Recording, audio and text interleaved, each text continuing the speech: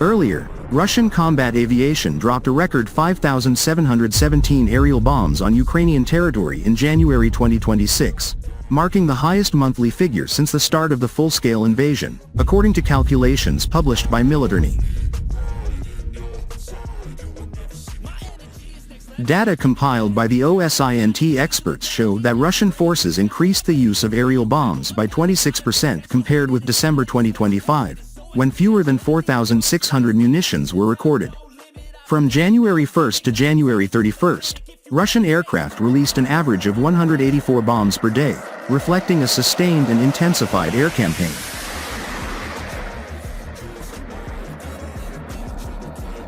The January total surpassed previous peak months, including October 2025, when 5,328 bombs were used, and April 2025, when 5,272 were recorded.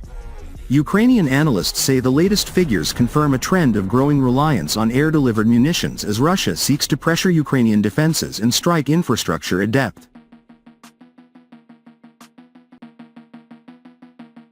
According to Militarnyi, Russian aviation is increasingly employing guided aerial bombs rather than unguided gravity weapons. These munitions are equipped with glide kits that extend range and allow aircraft to launch outside the reach of many Ukrainian air defense systems. Ukrainian monitoring groups also report that Russia is testing new propulsion options for some bombs, including rocket-assisted variants designed to further increase standoff distance.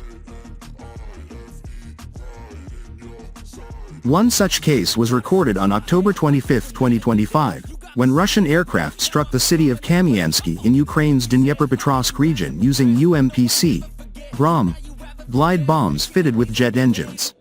Monitoring channels detected 3 high-speed munitions approaching the city, followed by multiple explosions and a visible smoke column.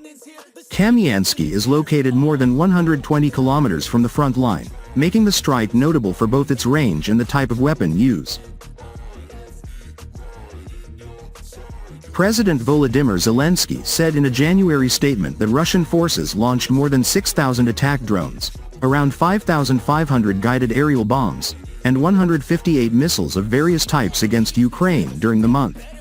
He said the majority of these strikes targeted energy facilities, rail infrastructure, and transportation networks supporting daily life across the country. Practically all of this is against energy, railways, our infrastructure, everything that supports normal life, Zelensky said. We are recording Russian attempts to destroy logistics and transport links between cities and communities.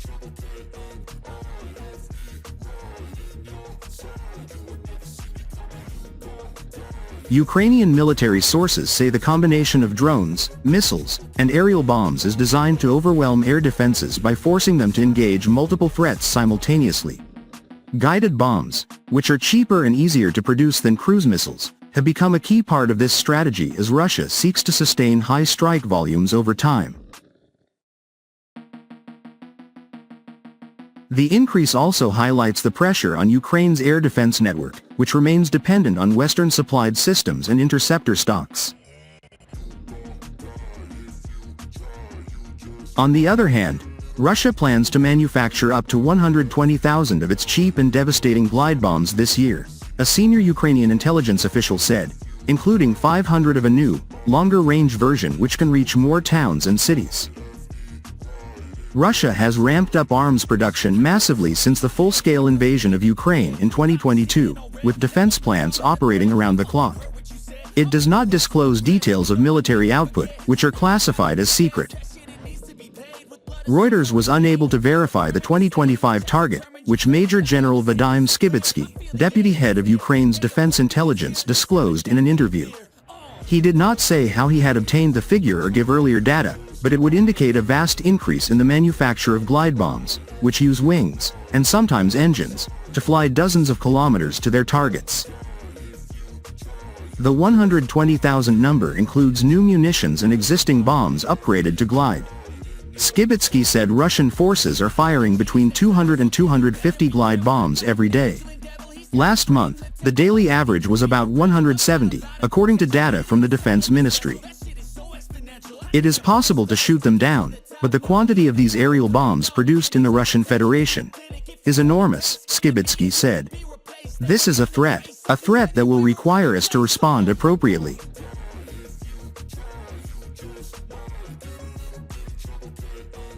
The bombs, whose range was previously estimated to be up to 90 kilometers, 56 miles, can breach Ukrainian defenses without sending planes across front lines where they would be shot down. They are much cheaper and more plentiful than missiles, and their several hundred kilograms of explosive can blast through buildings and fortifications. They have pummeled frontline cities such as Kharkiv and Kherson.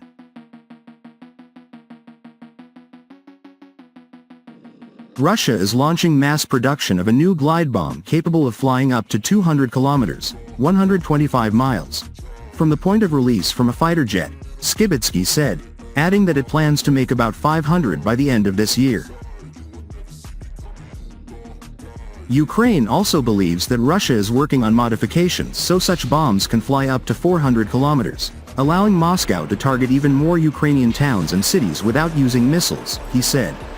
October glide bomb attacks on Mykolaiv, Poltava and Odessa regions, which are at least dozens of kilometers from the nearest front lines, have already demonstrated the increasing reach of the weapon.